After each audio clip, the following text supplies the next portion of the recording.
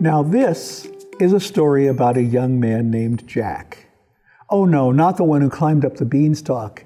This is the story about a soldier boy who had been named Jack. Now, this Jack had served as a soldier in one of those times when soldiers didn't get paid very much. And after he'd served his time, there was almost nothing left of his pay when he got out. In fact, his bonus for retirement was 2 loaves of bread. Well, he didn't think he would get very far with 2 loaves of bread, so he knew he would have to travel and get a job. But he carried the bread with him in his backpack and walked along, and he met a man who was by the side of the road, and the man said, "Please, sir, do you have some food you could share?" And Jack said, "Well, sure. I've got 2 loaves of bread, so you can have one of them. That way we'll have the same amount." And he gave the man a loaf of bread. And he went on with his second loaf. Now, he wasn't hungry yet, so he didn't eat any of it himself. But farther down the road, he came to another man who was looking even worse and more bedraggled. And that man said, "Please, sir, do you have some food you could share?" And Jack said, "Sure, you can have half of what I've got." And he cut the loaf of bread in half, and he gave it to that second man and started to walk on down the road. And he stopped and thought, "No, wait," and walked back to the man and said, "I was not fair to you. I met another man earlier. I gave him a whole loaf of bread. So giving you only half a loaf wasn't fair to you. So here, you can have the rest of it, so you have a whole loaf of bread to eat." And the little man was very surprised, but said, "Wait, you've done me such a good turn, and you were so kind and generous when you didn't have to be. I have some things that I used when I was younger, but I think you have more use for them now. I see you're wearing a backpack. I have one that's, well, it's magical." "A magical backpack?" Yes. You see, what you do is when you need something and you see it, you open up the backpack and you say whatever it is, and you say, for instance, if there is a duck, you would say, "Duck, wickety-whack, into my sack." And that duck will fly into your backpack, and you close it up and you carry it off to where you can cook that duck. "Well, why couldn't you use it for food?" And the man said, "I'm just too tired. I'm old and I just want to sit here by the side of the road." "Okay," said Jack. And the man said, wait, there's something in that backpack. It's a little bottle." And there was a little empty bottle inside the backpack. "If you fill that bottle with pure water and look through it, there's something special. You can see whether someone's going to live or die." "What? How could you do that?" "Well, you see, if you look through this bottle while it's got water in it, you can see Mr. Death himself. Now, what I learned was, if somebody's sick and maybe dying, you look, and if he's standing at the foot of the bed, just kind of looking at them, that means they're going to live. But if he's standing by the head of the bed, right next to where the person's head is, that means they're going to die." "Well, that's a horrible thing to, how could you?" And the man said, No. What I used to do was make my living going around telling whether someone was going to live or die. That way families could make preparations, and, since I was always right, they would reward me." Well, that seemed like a very strange way to make a living, but Jack accepted the bottle and the backpack and went on his way. And he left his old backpack with the man in case he needed one. And he went on and into the next town. There was somebody that was sick. And people were worried because it looked like he might die. And Jack thought to himself, maybe I can tell them. And he got some pure water and put it into the bottle, and he went to the place where the man was sick, and he said, I can't make the man get well if he's going to die, but I can tell you if he is going to die. The people thought, well, that's kind of weird. What kind of a, well, all right, go ahead and do that. And he went into the house with the water bottle, and he looked through the water, and there was Death standing at the foot of the bed. And he came back out and said, he's sick, but he's going to live. Well, the people thought, that's very well for you to say, but you stay here. I didn't ask you for anything. You stay here. And so Jack stayed in the town. And people gave him food and waited to see if the man was going to get better. And sure enough, he did. Well, he was surprised, especially when he heard the story. And the man, who was actually a rich merchant, gave Jack a little bit of money as a reward for telling people that he would live. And Jack wasn't sure what to do with the money, but he took it. And as he walked along the road to the next town, he saw a flock of turkeys in the woods. And he thought, that might be good food. And he said, turkeys, wickety-whack, into my sack. And they flew into his backpack.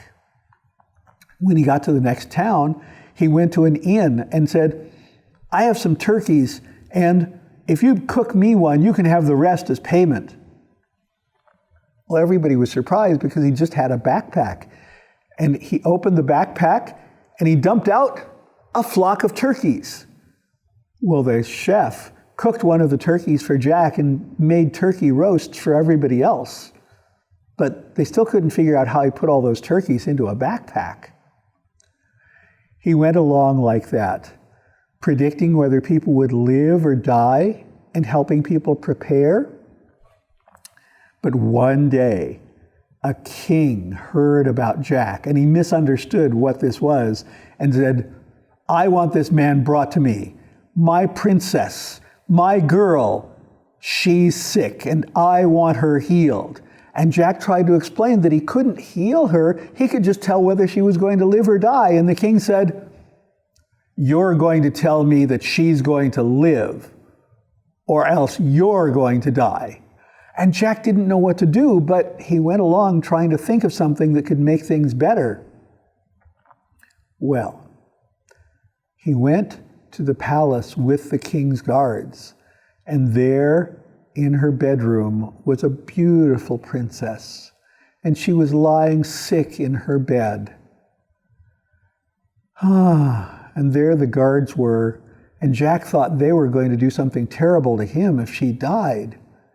And he picked out the bottle of water from inside his backpack, and he looked through the water bottle, and there he saw Death standing by the head of her bed. Well, wait, that meant that she was going to die. And if she died, he was going to die. And he thought quickly and said to the guards, quick, there's only one way to save her.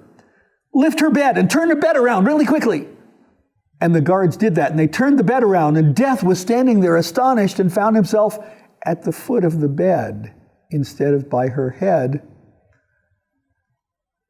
And Jack put the bottle away, and so he had seen Death standing at the foot of the bed and said, that means she's going to live, right?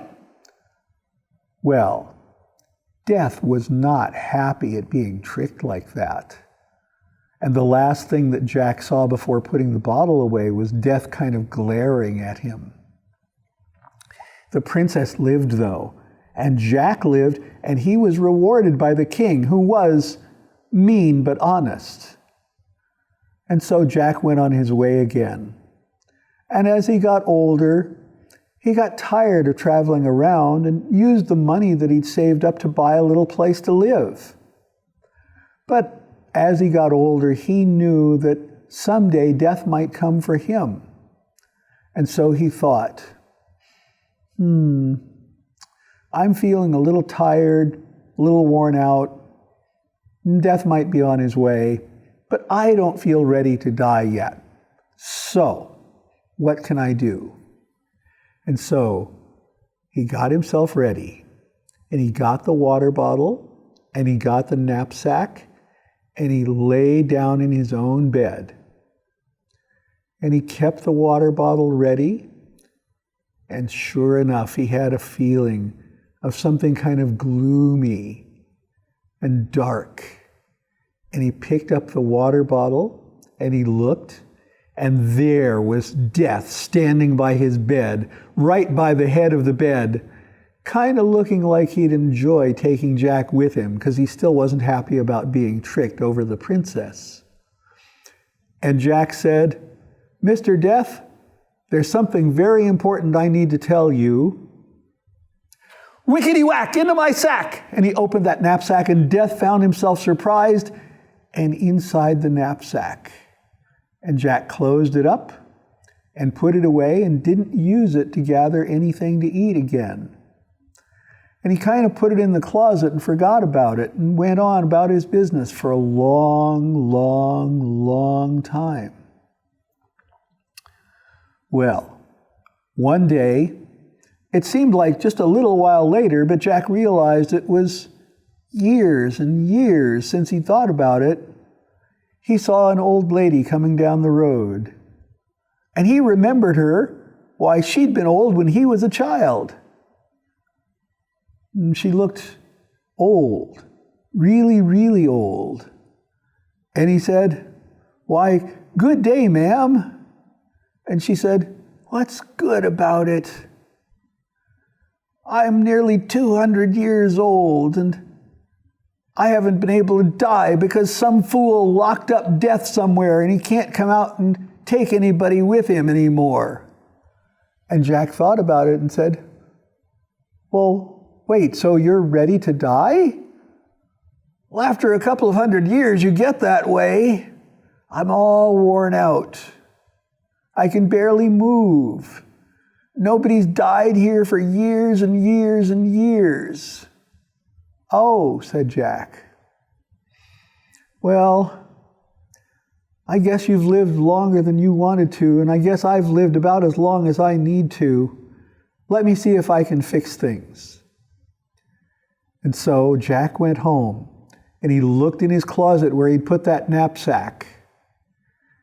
And he opened the knapsack and said, "You know, Mr. Death, I apologize for my tricks.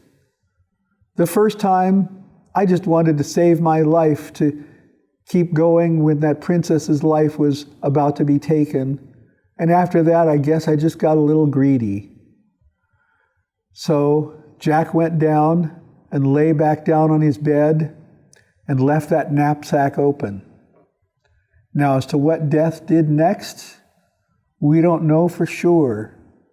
But when they found Jack in his bed next day, well, it looked like he'd passed away smiling. And so had that 200-year-old lady back at her home. And that was the story of Soldier Jack. You can't say they lived happily ever after, but they died that way.